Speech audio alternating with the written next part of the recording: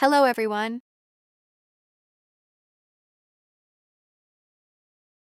She had the face of a Renaissance painting, the grace of a ballerina, and the calm of someone who never wanted the spotlight but owned it anyway. In the golden era of the supermodel, when the runways were louder, wilder, and more extravagant than ever before, Christy Turlington stood still, and that stillness, it was power. She didn't flirt with the cameras. She disarmed them. She didn't chase the stage. The stage moved for her.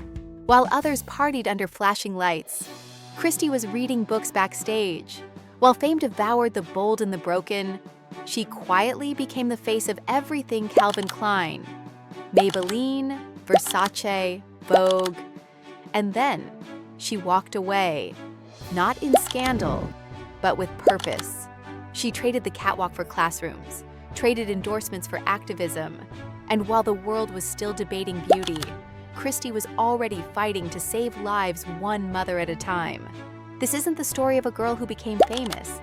It's the story of a woman who mastered fame and then turned it into something greater.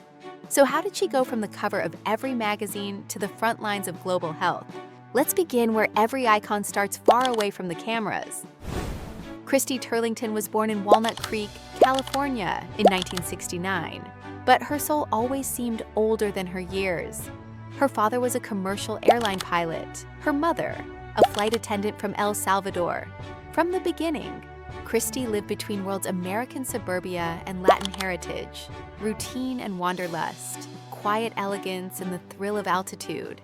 The sky was in her DNA, so was movement.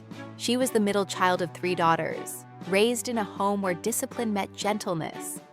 Her mother encouraged poise and manners, her father, structure and independence. Christy learned early how to observe in silence, how to listen before speaking. She wasn't the loudest in the room, she was the most centered. That calm would later become her signature. Even in adolescence, she carried herself like someone already comfortable in her skin. At 13, her life took a strange turn. She was riding horses at a Florida stable when a local photographer noticed her. Noticed the symmetry, the composure, the impossible cheekbones. A photo shoot followed, then another. And suddenly, the idea of modeling so foreign, so distant was calling her. But Christy wasn't dreaming of fame. She was curious, not seduced. Her parents, especially her mother, were skeptical. They insisted she stay in school, and she did. Modeling began as a side pursuit, something between homework and horseback riding. But even then, there was something different about her on camera, a stillness, a gaze that didn't just pose it questioned. Unlike many girls who entered modeling chasing validation, Christy entered it with boundaries, with a grounded sense of self, and with a strange, quiet awareness that this world, the fashion world, would not define her unless she allowed it. She would later say that her El Salvadoran roots made her feel both included and invisible, that her sense of identity was never built on being the prettiest girl in the room, but on being the most thoughtful. And that subtle sense of depth, of watchfulness, would become the essence of her presence. The cameras were about to call, the world was about to notice. But Christy Turlington had already learned something that most supermodels never did. She didn't need to be seen to know who she was. Christy Turlington's first real step into modeling wasn't marked by fanfare. It was quiet, uncomplicated, almost accidental. At 14, she began flying to New York during school breaks, signed to Ford Models. While most teenagers were busy with exams and first crushes, Christy was learning to navigate casting calls, studio lights, and long hours in front of lenses. But she didn't chase fame. She didn't perform for approval. On set, she was observant, almost detached, studying the dynamics, the photographers, the fashion editors. She was polite, but reserved, always aware of where the line was between being seen and being consumed. In an industry known for burning bright and fast, Christy moved with patience. She didn't explode onto the scene. She unfolded, silently, consistently. Her big break came when she was chosen as the face of Calvin Klein's Eternity fragrance in the late 1980s. The campaign didn't just feature her, it relied on her essence. Understated, ethereal, timeless. From there, her rise was inevitable.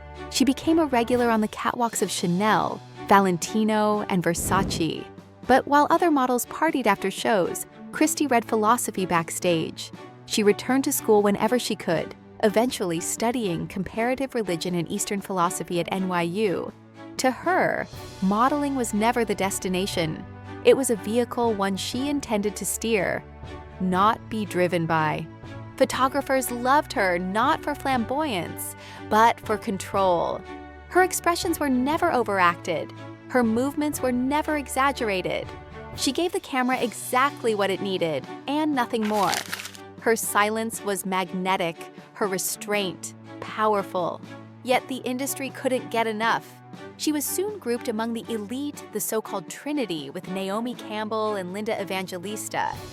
But even in that sisterhood of power, Christy remained the most enigmatic. She didn't need to dominate the room to own it. Her presence whispered, and people listened. By her early 20s, she had graced the cover of nearly every major fashion magazine. But even then, she kept one eye outside the frame. Modeling gave her access. But Christy never forgot the world beyond the flash. She was on top of the world, but her questions were just beginning. By the early 1990s, Christy Turlington wasn't just a model.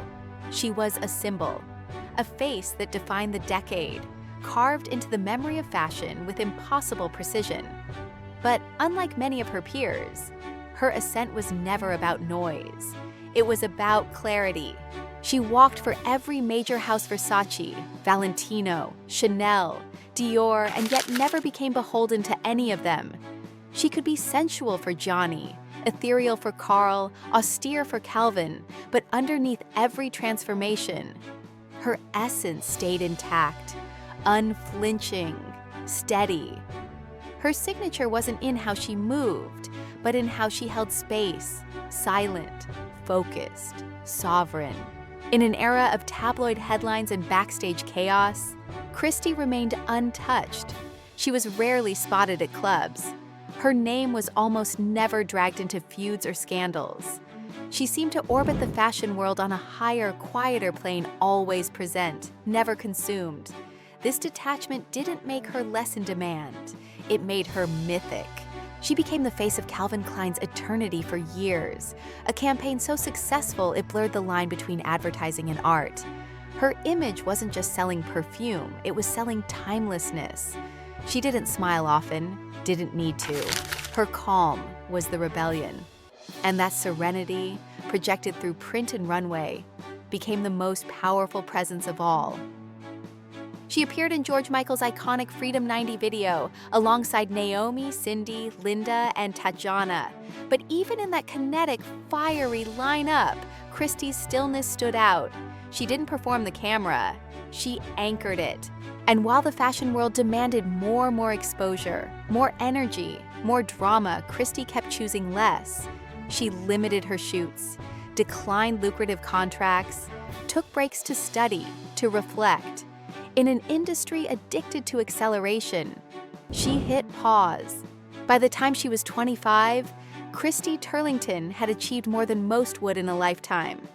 But unlike others, she didn't believe the top was a place to stay. It was a vantage point. And from there, she looked outward not for applause, but for meaning. The runway had made her a star, but Christy was preparing to leave the stage and enter the world. In a world where beauty is currency, Christy Turlington chose to invest in something else. As her peers clung to the spotlight, negotiating longer contracts, chasing television deals and perfume empires, Christy quietly stepped aside, not in bitterness, but in defiance. Not because the industry rejected her, but because she outgrew it. She enrolled at New York University to study comparative religion and Eastern philosophy. It wasn't a publicity stunt. It was a calling. While headlines speculated about her absence, Christy was in libraries, in classrooms, exploring faith, mortality, meaning. She wasn't escaping fame. She was redefining success. Her defiance wasn't loud or confrontational. It was disciplined. She didn't denounce the industry that made her famous. She simply stopped depending on it. While brands begged for her return, Christy began traveling the world not for campaigns, but for causes. And then, in 2003, everything crystallized. While filming a documentary in El Salvador, her mother's homeland, she faced a near-fatal complication during childbirth. The experience was transformative, not just physically, but spiritually. She survived, but millions of women each year didn't. She couldn't unsee that, so she acted. Christy founded Every Mother Counts, a nonprofit organization aimed at improving maternal health worldwide. She began advocating on Capitol Hill. She produced documentaries. She spoke not as a model, but as a mother, a witness, a global citizen. Her fame became a megaphone not for herself, but for the voiceless. This wasn't a rebranding, it was a return to essence. While others sold images, Christy invested in impact. She didn't lecture her peers. She lived differently. Her Instagram was filled with facts, not filters. Her speeches were research-based, not sentimental. She never sought applause. She sought solutions. And slowly, something remarkable happened. The fashion world, which once worshipped her face, began to admire her mind. Young models cited her not as a beauty icon, but as a role model. She proved that leaving the runway wasn't the end. It could be the beginning. Christy Turlington's greatest act of rebellion wasn't walking away. It was showing that beauty, without purpose, is never enough. For someone who once defined visibility, Christy Turlington's disappearance from the spotlight was almost invisible.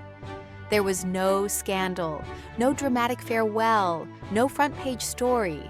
She simply stepped away. And in that silence, many assumed she had faded. But they misunderstood her entirely. Christy didn't collapse. She shifted, from runways to refugee camps, from photo shoots to policy meetings. While the media chased new faces, Christy was chasing different statistics: the number of women dying during childbirth, the gaps in healthcare access, the failure of systems that forgot mothers. To the fashion world, she was vanishing. To the rest of the world, she was finally arriving. And yet, this new path wasn't without its own kind of isolation. Christy no longer belonged to the elite circles that once worshipped her. She wasn't front row at Fashion Week. She wasn't trending. She didn't care. She didn't need to be seen to matter. But the world is noisy, and silence often feels like absence. Even within the activism community, some questioned her. Could a former supermodel understand systemic inequality? Could she do more than pose with good intentions? Christy didn't answer with speeches. She answered with years of field work, film, funding. She embedded herself in the issues not as a celebrity ambassador, but as a learner, a doer, a mother who almost didn't make it.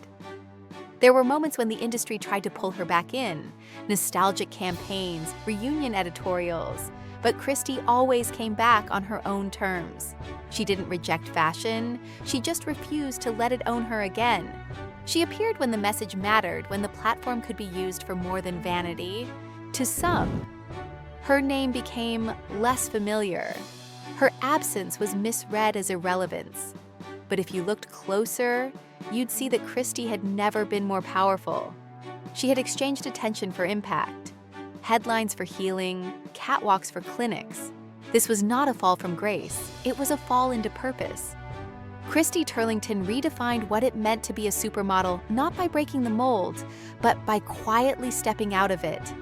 She didn't need scandal to be remembered. She didn't need reinvention to stay relevant. Her grace never aged. Her impact only deepened. In fashion, she gave us timelessness. In advocacy, she gave us urgency. She showed that a runway can end, but purpose never does. That a beautiful face can also be a fierce voice. and that silence, when used with intention, can echo louder than applause. Today, young models name her not as a muse, but as a blueprint. Activists respect her for her longevity, her humility, her work done far from cameras. She never demanded attention, but she commanded respect. She didn't vanish, she evolved, and in doing so, she reminded us that fame fades, but character that lasts. So maybe the real question isn't why she left the runway. Maybe the question is, how many lives did she save when she did?